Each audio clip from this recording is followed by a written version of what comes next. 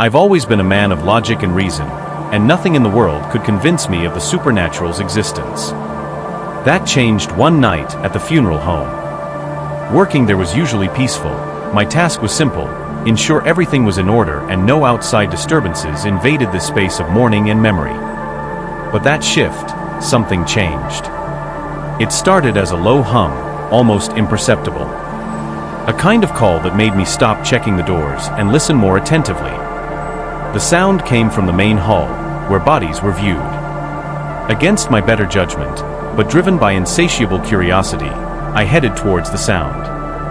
As I entered the hall, the cold air enveloped me completely. The dim lighting barely touched the edges of the caskets arranged for the next day's viewing.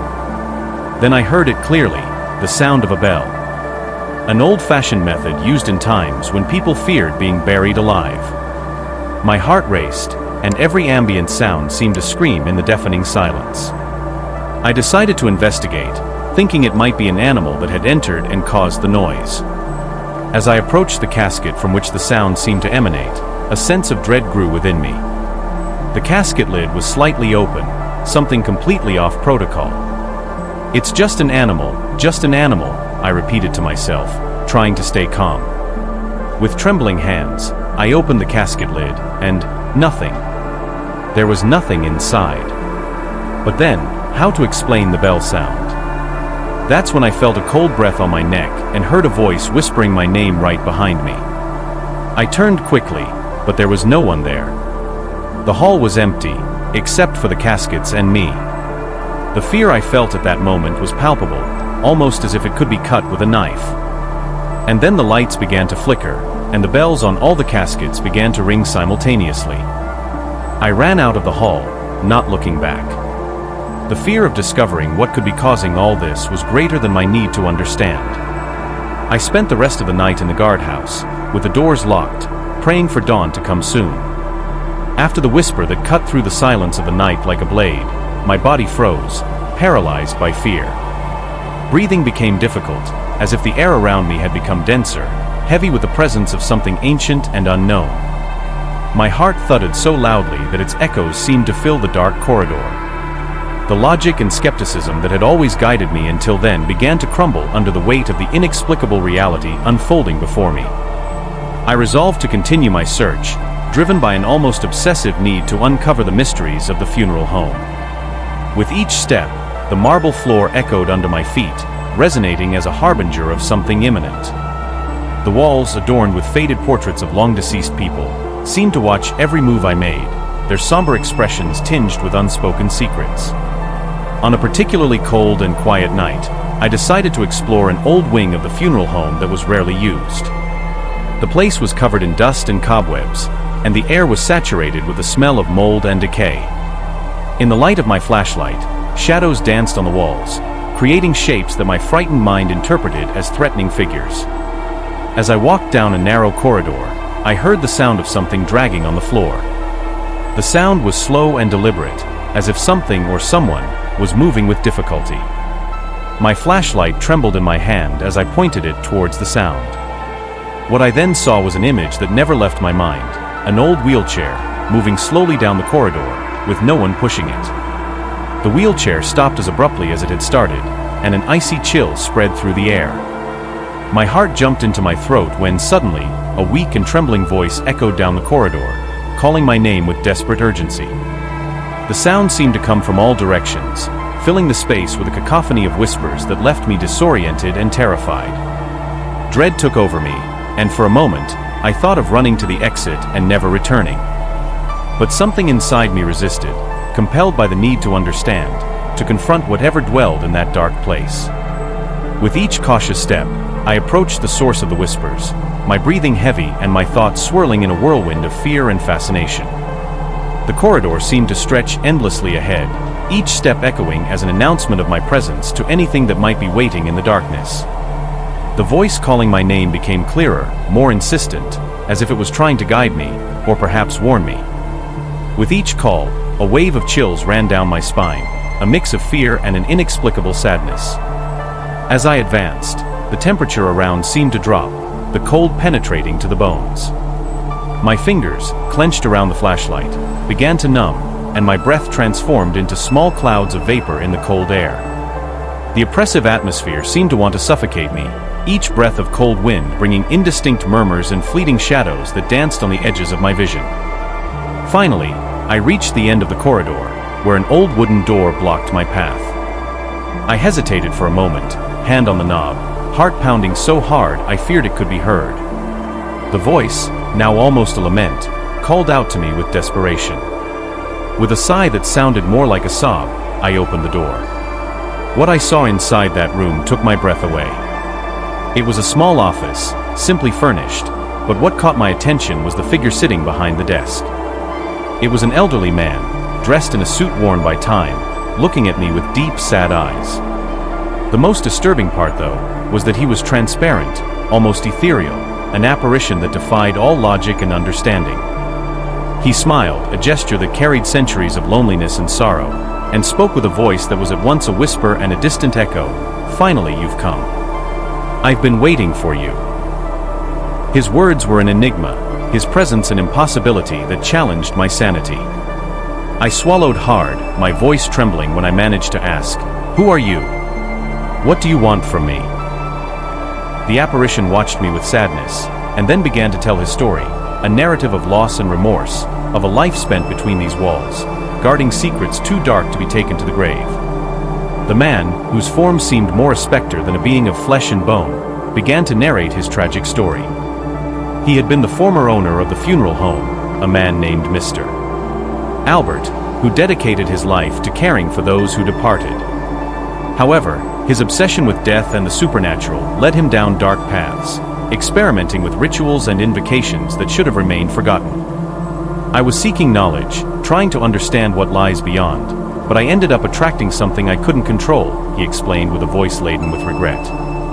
Since then, I've been trapped here, unable to move on, doomed to wander these corridors. He looked at me intensely, his sad eyes seeming to penetrate my soul. "I need your help to find peace. You were the only one who could hear my call, the only one who responded." His hand, translucent and trembling, reached out toward me, a gesture of plea that moved me to the core. I swallowed hard, my mind still struggling to accept the reality of what was happening. "What do I need to do?" I asked, my voice almost a whisper. "Aimer." Albert instructed me to find an ancient artifact he had used in his rituals, an object he believed was the key to his release. With his guidance, I searched the old funeral home, exploring forgotten corners and dusty drawers.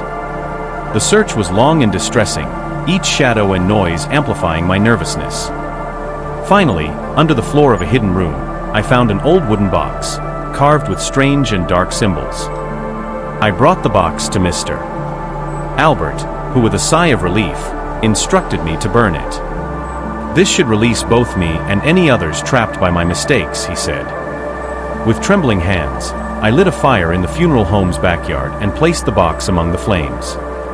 As the fire consumed the wood, a bright light emerged, and the air seemed to vibrate with intense energy.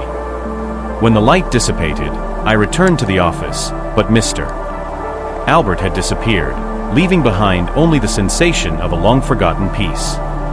I left the funeral home that morning with a sense of completion, although the shadows of that experience still accompanied me.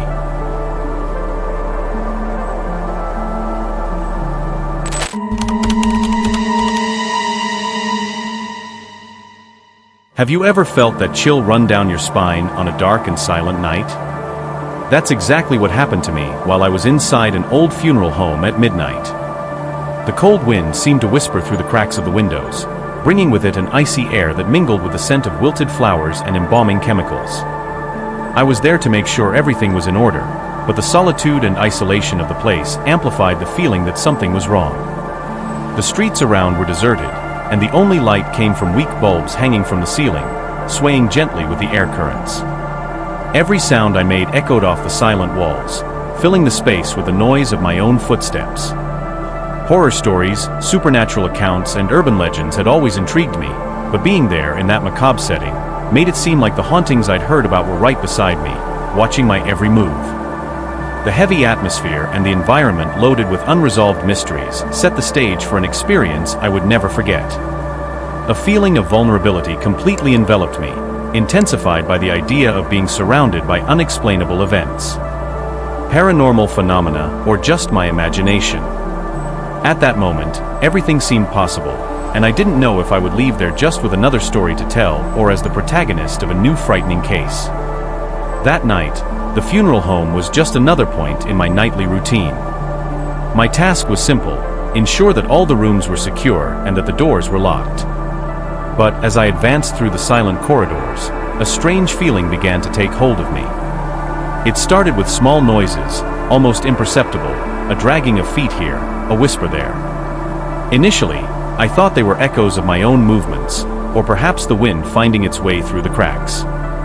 But then, something completely out of the ordinary happened. I passed by the embalming room, where the bodies are prepared, and saw that one of the lights was on. I clearly remembered having turned off all the lights. With reluctance, I pushed the door open, and what I saw made me freeze in place. One of the gurneys, which I knew was empty, now had a figure covered by a sheet. My heart raced. I approached slowly, my trembling hand reaching out to the fabric. The moment I touched the sheet, the silence was broken by a loud sound from the back of the room. I turned in a jump, but there was nothing there. When I looked back at the gurney, the sheet was on the floor, and the gurney was empty again. That was the beginning of a series of inexplicable events that transformed an ordinary night into an experience full of mystery and fear. Each step I took seemed to lead me deeper into a web of paranormal phenomena, where every shadow and every whisper made me question what was reality and what was the result of the terror growing in my mind. I, a simple night watchman, never imagined that my work routine could lead me to confront the supernatural. That night, every shadow and every unexpected noise seemed to come to life, and fear began to take over me. I've always been a skeptical person, but the events of that night challenged any logical explanation my mind tried to formulate. Confusion mixed with fear as I tried to stay calm. I breathed deeply, trying to control the tremor in my hands as I moved through the dark corridors. Each step I took was guided by the weak light of my flashlight, and my heart thudded so loudly I swore it could be heard. This isn't real, I told myself, trying to convince myself that there was a rational explanation for everything. The emotions were palpable, the fear of facing the unknown, the restlessness of being alone in a place where haunting stories seemed to become reality. These natural and human reactions were what kept me connected to reality, even though everything around me seemed to defy normality. With each inexplicable event, the line between the real and the supernatural became blurrier, increasing the tension and suspense that already completely enveloped me. The night progressed, and with it, the intensity of the phenomena only increased. With each room I checked, it seemed like something or someone was following me, always lurking, always out of sight. My job, which should have been just a routine check, turned into a struggle to maintain sanity. What started as a distant whisper turned into voices murmuring my name, in ways that chilled my soul. I then decided to check the security cameras, hoping to find a logical explanation. I ran to the monitoring room, my heavy breathing echoing in the silent corridors. Upon arriving, I quickly glanced at the monitors. What I saw on one of the cameras made me stop. A silhouette passed through a corridor, disappearing just after turning the corner. I ran to the location, but again, there was no one there. The hide and seek with the invisible was pushing me to the limit. It was then that I decided to enter the archives room, where old funeral records and other documentation were stored. As I leafed through the files, I came across an old document about a wake that had taken place exactly where I was. The description of the events of that day, and the photo of a figure that eerily resembled the silhouette I had seen on the cameras, amplified the mystery and unease. It was as if the past of that place was manifesting, creating a link between current events and secrets long buried. As the night unfolded, the phenomena around me began to form a frighteningly clear pattern. Each strange event seemed connected to the last, forming a chain of events that not only scared me but also deeply intrigued me. The repetition of the whispers, the recurring appearance of that silhouette on the cameras, and even objects that moved on their own suggested that something deeper and more disturbing was at play. I was becoming more convinced that I was not alone. The energy of the place seemed charged, as if an invisible presence inhabited those dark corridors. In a particularly tense moment, as I walked down a narrow corridor, I felt a cold breeze pass by me, followed by the distinct sound of footsteps behind me. As I turned, I saw nothing, but the echo of the steps continued, as if someone was walking alongside me, mimicking my own movements.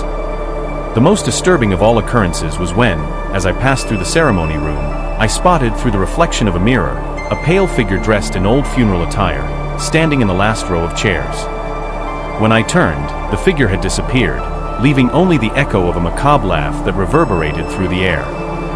This type of phenomenon, which defied any rational explanation, added a layer of mystery and terror, making the night a true test of endurance and courage. Now, moving toward the climax of the story, with a growing sense of dread reaching its peak. As dawn approached, my perception of reality began to blur. Every shadow seemed to hide a threat, every whisper seemed a warning. The tension built up over the night reached a climax when, as I passed through the ceremony room again, the lights began to flicker wildly, and the air became heavy, as if it were charged with static electricity. At that moment, all the doors in the room slammed shut, and the silence that followed was more terrifying than any noise. Fear paralyzed me, my heart beat so hard it seemed it would burst out of my chest. It was then that the figure I had seen earlier in the mirror appeared before me, not just as a mere reflection, but as a physical and imposing presence. It moved slowly toward me, its deeply dark eyes fixed on mine. There was no shadow under its feet, and its face carried an expression of eternal sadness and pain. I wanted to run, but my body did not respond, held by terror and curiosity. The figure stopped a few steps away, raised its hand as if wanting to touch my face, and whispered with a voice that seemed to come from another world, "Do not disturb the resting." As soon as those words were spoken, the figure vanished, and the doors burst open. The light returned to normal, and the heavy air dissipated as if nothing had happened. I ran out of the funeral home, not looking back, my night of work finally over, but the feeling of dread persisting, leaving an indelible mark on my soul. The following days were marked by constant unrest and questions about what really happened at that funeral home. The vision of that dark figure and its enigmatic words echoed in my mind, preventing me from finding peace. I deeply reflected on the experience, pondering the boundaries between the world of the living and the dead, and the possibility that some things simply should not be disturbed. That encounter left more than just memories. It left a persistent feeling that something had changed within me. Fear became a constant companion, and every shadow in my house seemed suspect, every night noise a harbinger of something sinister. This experience redefined my understanding of the supernatural, making it an indelible part of my reality. Despite the terror, that night also brought a peculiar type of clarity, an understanding that there are mysteries in the world that are beyond our comprehension, and that the veil between the natural and the supernatural is thinner than we imagine. This perception, though disturbing, is also profoundly transformative, inviting reflection on life, death, and everything that may exist between them.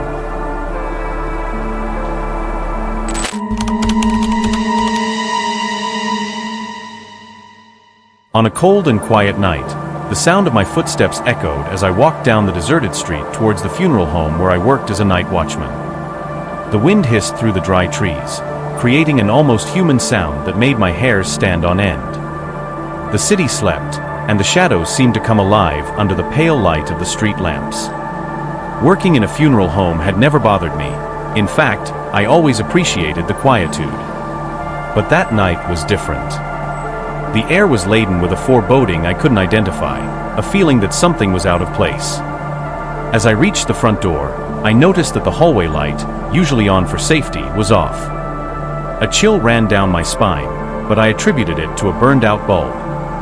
Once inside the building, the gloomy atmosphere only intensified.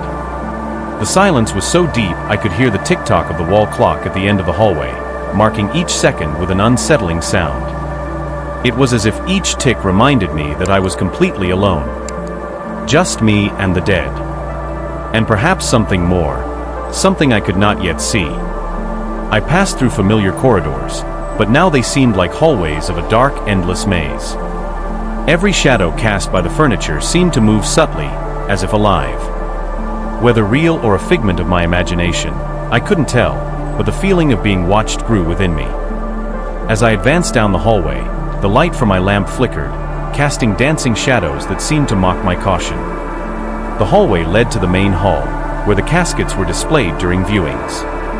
I had always thought there was nothing scary about that, until that night. Entering the hall, I felt a cold breeze pass by me, despite all the windows being closed.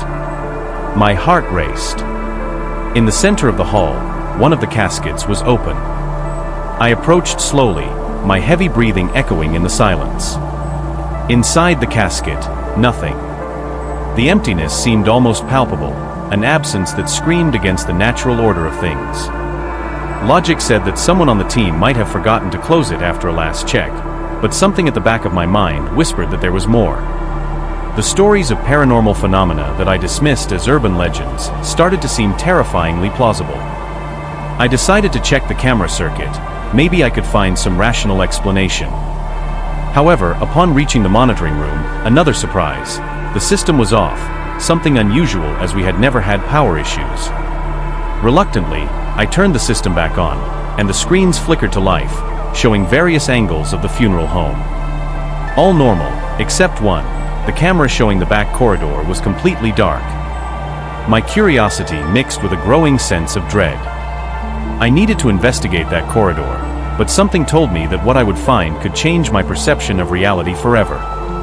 With a heavy heart and a troubled mind, I headed to the back corridor. Each step was accompanied by a mix of fear and curiosity that seemed to tear at my chest.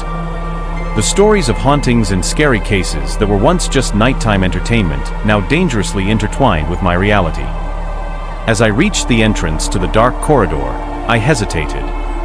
The silence was oppressive, and the darkness seemed like a living entity, ready to swallow me. I took a deep breath, searching for courage deep within myself, and turned on the flashlight. The beam of light cut through the darkness, revealing an apparently normal corridor, but every shadow seemed to hide terrible secrets. Suddenly, a low sound, almost a whisper, came from the end of the corridor. My body froze, but I forced myself to move forward. As I advanced, the sound became clearer. It was laughter, a child's laughter, fragile and somehow distorted, as if it came from another world. No child should be here, I thought, feeling a shiver run down my spine. The light from the flashlight finally revealed the source of the sound. At the end of the corridor, a small figure appeared to be playing alone. It was a girl, in a white dress soiled with dirt, her tangled hair covering part of her face. She seemed not to notice my presence, continuing her silent play. My instinct screamed to run, but the need to understand was stronger. "Who are you?" My voice came out almost as a whisper. No response. The girl simply continued playing, as if in a world of her own. I approached closer, and that's when she lifted her face. What I saw made me freeze. Her eyes were completely black, like endless abysses. The fear, confusion, and unrest I felt at that moment were indescribable. It was as if all logic and understanding of the world were suddenly ripped from me. I was facing something completely beyond my understanding, something truly supernatural. Even in the face of paralyzing fear, something impelled me to learn more about this ghostly child. My job as a night watchman had never involved confrontations with the supernatural, but at that moment, I was in the middle of a frightening case that defied reality. I decided to follow the girl, who began to walk slowly towards a door at the end of the corridor. She did not speak, made no noise, just walked with a naturalness that contrasted with the situation. I followed her until she stopped in front of the door and, with a gentle gesture, opened it. What I saw inside the room changed everything. It was a room that seemed to have been used for body preparation, but now it was filled with old toys worn by time. The atmosphere was heavy, charged with the echo of laughter that no longer belonged to this world. The girl turned to me, and for a moment, her black eyes seemed to probe me, searching for something in my soul. "You shouldn't be here," she said with a voice that was both old and young. The shock of her speech made me step back, but she continued, "But now that you are, see." At her command, the toys began to move on their own. Cars rolled without hands to push them, and a doll began to sing a distorted lullaby without anyone touching it.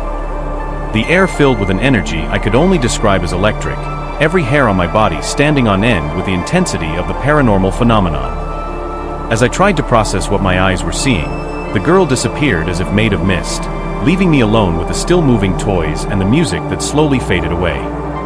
The experience was both fascinating and terrifying, promising to reveal secrets that might be better left undiscovered. After the girl disappeared, a sense of emptiness took over the room. The movement of the toys ceased as abruptly as it had begun, and the silence that followed was almost deafening. Still stunned, I tried to make sense of what I had witnessed. It was as if the girl was showing me a window to another world, a world where the laws of physics and logic did not apply. Motivated by a mix of fear and fascination, I began to explore the room more thoroughly. In a corner, I found a dusty diary, its pages yellowed by time. I opened it carefully, and the words written there seemed to tell the story of the girl, or at least a version of it. The diary mentioned a tragedy that occurred many years ago in that same funeral home, where an entire family was found lifeless, with no plausible explanation for such an inexplicable event. As I read, I heard a soft, almost imperceptible sound coming from the corridor. It was as if something or someone was calling me out of the room. I followed the sound, guided by a force I couldn't understand. In the corridor, the light from my flashlight captured brief glimpses of figures that seemed to hide in the shadows, watching, waiting. With each step, the strange phenomena intensified. Objects that had been firmly placed began to move on their own, and whispers filled the air, forming words I couldn't fully comprehend. It seemed that every element of the building was imbued with a supernatural energy, as if the entire funeral home was a portal to untold stories, urban legends that came to life in the shadows. These repetitive patterns and strange objects not only added a layer of mystery, but also suggested that there was much more to be discovered about past events in this funeral home. It was a cycle of unresolved mysteries that seemed to invite those brave, or foolish, enough to unravel them. The atmosphere in the funeral home became almost unbearable, the air heavy with an energy that made my head spin and my heart beat erratically. The whispers grew, now forming clear sentences, calling my name, pulling me deeper into the building. I followed, almost against my will, as if each step took me further from the reality I knew. I arrived at what appeared to be the old chapel of the funeral home, where funerals had been held for decades. The chairs were arranged as if expecting a ceremony, but there was no one there. Or so I thought, until the light from my flashlight revealed figures seated motionless, all dressed in black, with their faces turned downwards. The scene was macabre, a portrait of a funeral that never ended. As I approached, the figures raised their heads in unison. Their faces were pale, with dark eyes that did not reflect light, only absorbed everything, like black holes. Fear paralyzed me, but an unknown force impelled me to continue. "Why did you come here?" The voice came from all directions, a voice that was not of one person, but of many, intertwined in a somber chorus. Not knowing how to respond, I just looked at them, my mind struggling to accept what my eyes were seeing. Then, from among the figures, the girl from before emerged. She walked towards me, her white dress now stained with something that looked like dried blood. "You cannot leave us," she said, her voice as calm as it was terrifying. "Now that you've seen us, part of you will always stay here." Before I could react, the figures began to rise, advancing towards me. The dread grew within me, an overwhelming wave of terror that consumed me. I wanted to run, but my feet refused to obey.